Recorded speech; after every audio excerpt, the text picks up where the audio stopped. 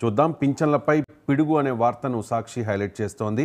పేదల పింఛన్లు భారీగా తొలగించేందుకు చంద్రబాబు కొత్త ఎత్తు. ఎన్నో ఏళ్లుగా లబ్ధిదారులుగా ఉన్నవారికి నోటీసులు పంపించారంటూ ఆల్రెడీ ఒక నోటీసును కూడా వీళ్ళు చూపిస్తూ ఉన్నారు. పింఛను లబ్ధిదారునికి పల్నాడు జిల్లా సావల్యాపురం ఎంపీడీఓ జారీ చేసిన నోటీసును కూడా మనం చూడొచ్చు. ఇక్కడ గ్రామాల్లో మళ్ళీ 2014 నుంచి 2019 నాటి తరహా జన్మభూమి కమిటీల పెత్తనానికి టీడీపీ తెగబడుతోంది అంటూ ఈ వార్తను ప్రత్యేకంగా సాక్షిలో చూడొచ్చు. ఇక వాసుదేవరెడ్డికి సిఐడి ఉచ్చు బిగుస్తోన్న వార్త ఇది. మద్యం స్కామ్లో పిలిపించి అధికారులు ప్రశ్నించారు. కీలక వివరాలని బయటపెట్టారు. బెవరేజెస్ కార్పొరేషన్ మాజీ ఎండి వాసుదేవరెడ్డి అనే వార్తను చూడొచ్చు. 2019 నుంచి 2024 మధ్యకాలంలో మద్యం పాలసీని మార్చేసి గవర్నమెంట్ మద్యం షాపుల్ని నడిపించి ఆ షాప్స్లో తమకు నచ్చిన వారి బ్రాండ్స్ని పెట్టి ఇది బిగ్ స్కామ్ జరిగింది. ఒక 36,000 కోట్ల రూపాయల స్కామ్ అనేది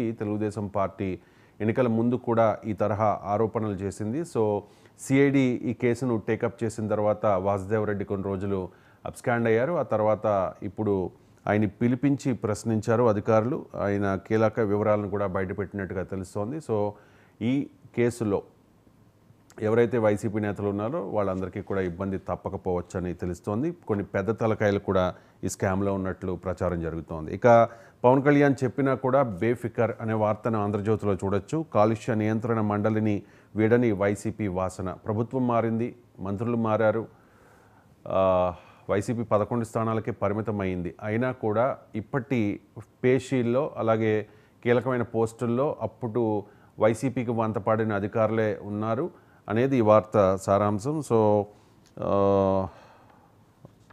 అడ్డగోలుగా అనుమతికి డిప్యూటీ సీఎం నో చెబుతున్నా కూడా కొంతమంది అధికారులు వైసీపీ వాసన వీడని అధికారులు ఫైళ్లు మూవ్ చేస్తూ ఉన్నారు అన్నది వార్త చూడొచ్చు మనం ఆంధ్రజ్యోతిలో ప్రత్యేకంగా. ఇక విభజనలో చిక్కులు.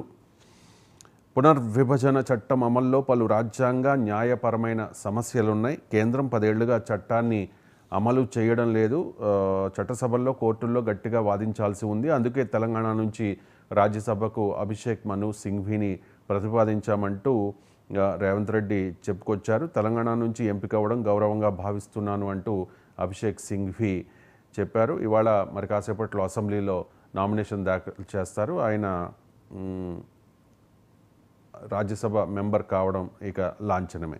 అలాగే ఇక మాఫీ మంటలు అనే వార్తను చూడొచ్చు. రాజకీయ పార్టీల విమర్శల వెల్లువ సవాళ్లు, రైతుల ఆందోళనలతో ప్రకంపనలు అని చెప్పి గడప గడపకు వెళ్ళి రుణమాఫీ బండారం బయట పెడతామంటూ ఉన్నారు బీఆర్ఎస్ నేతలు. రుణమాఫీ బోగస్ అంటూ రాహుల్ గాంధీ, ఖర్గేలకు కేటీఆర్ లేఖ కూడా రాశారు. భారతీయ జనతా పార్టీ కూడా రుణమాఫీ పూర్తిగా అవ్వలేదు, 100% ఎక్కడా రుణమాఫీ జరగలేదు అంటూ ఫైర్ అవుతున్న పరిస్థితి కనిపిస్తోంది. అండ్ కేటీఆర్ ఒక లేఖ రాశారు రాహుల్ గాంధీకి, ఖర్గేకి. రైతు గోస విను రాహుల్, ముఖ్యమంత్రి రేవంత్ రెడ్డి కండ్లు తెరిపించండి అంటూ కేటీఆర్ లేఖ రాశారు. ఇక బీఆర్ఎస్తో పొత్తు వార్తల్ని బండి సంజయ్ ఖండిస్తూనే వస్తూ ఉన్నారు. అది అవుట్డేటెడ్ పార్టీ, అవినీతి కుటుంబ పార్టీలకు బీజేపీ దూరంగా ఉంటుంది కాబట్టి ఆ పార్టీని తమ పార్టీలో కలుపుకోవాల్సిన అవసరం ఎట్టి పరిస్థితుల్లోనూ లేదని చెప్తూ ఉన్నారు. ఇక విలీనం వార్తలపై బీఆర్ఎస్ నాయకులు ఫైర్ అవుతూ ఉన్నారు. రీసెంట్గా కేటీఆర్ కూడా రెస్పాండ్ అయ్యారు. పరువు నష్టం దావా వేస్తాము అని చెప్పి ముఖ్యంగా కొన్ని న్యూస్ ఛానల్స్ మీద అంటే తరచూ ఇటువంటి వార్తల్ని ప్రచారం చేస్తూ ఉన్నాయి కాబట్టి ఆ న్యూస్ ఛానల్స్ మీద బీఆర్ఎస్ నాయకులు ఫైర్ అవుతూ ఉన్నారు.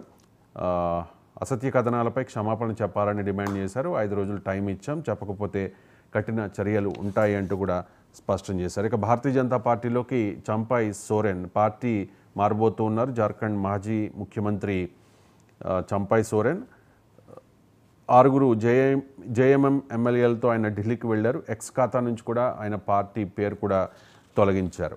ఇక దారుణంగా అవమానించారని కూడా చంపై సోరెన్ ఆవేదన వ్యక్తం చేశారు. ముఖ్యమంత్రిగా ఉన్నప్పుడు సొంత పార్టీ నేతలే తనను దారుణంగా అవమానించారని, దాంతో ప్రత్యామ్నాయం చూసుకోవాల్సి వచ్చిందంటూ ఆయన పార్టీ మార్పును కూడా ఆయన సమర్థించుకుంటూ ఉన్నారు. ఇక లాటరల్ ఎంట్రీ అంశాన్ని విపక్షాలు తెర మీదకి తీసుకొస్తూ ఉన్నాయి. ఈ ఇష్యూ మీదే కేంద్రాన్ని క్వశ్చన్ చేస్తూ ఉన్నాయి. ఈ లేటరల్ ఎంట్రీతో యువతకు అన్యాయం జరుగుతోంది అంటూ ఉన్నారు రాహుల్ గాంధీ. ఆర్ఎస్ఎస్ ద్వారా ప్రభుత్వ ఉద్యోగుల నియామకం, రిజర్వేషన్ల అంతానికి మోదీ హామీ ఇచ్చారు అంటూ ఉన్నారు రాహుల్ గాంధీ. అలాగే రిజర్వేషన్లకు తూట్లు పొడిచేందుకే యూపీఎస్సీ లేటరల్ ఎంట్రీ నియామకాలపై విపక్షాలు ధ్వజం ఎత్తుతూ ఉన్నాయి. అఖిలేష్ యాదవ్ కూడా ఈ లేటరల్ ఎంట్రీ మీద కేంద్రాన్ని క్వశ్చన్ చేస్తూ ఉన్నారు. ఇక డిఎంకే బాటలో బీఆర్ఎస్ వెళ్ళబోతోందా అనే ఒక వార్తను స్పెషల్గా సాక్షిలో చూడొచ్చు.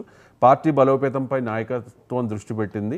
డిఎంకే అండ్ బీఆర్ఎస్ల ప్రస్థానంలో పోలికలు ఉన్నాయనే భావనతో ఇక్కడి నేతలు డిఎంకే ప్రస్థానం, కష్టకాలంలో ఆ పార్టీ ఎదిగిన తీరు, ఏ రకంగా పార్టీ అధికారంలోకి వచ్చింది అనే దాని మీద బీఆర్ఎస్కి డిఎంకేకి పోలికలు ఉన్నాయి కాబట్టి డిఎంకే బాటలో బీఆర్ఎస్ వెళుతుంది అనే వార్తను ప్రత్యేకంగా మనం సాక్షిలో చూడొచ్చు. ఇక ట్రైనీ డాక్టర్ హత్యాచారంపై రేపు సుప్రీంకోర్టులో విచారణ జరగబోతోంది.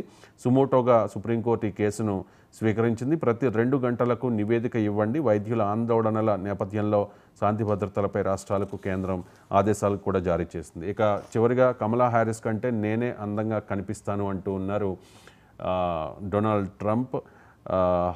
ఆయన రిపబ్లికన్ పార్టీ అభ్యర్థిగా ఉన్నారు.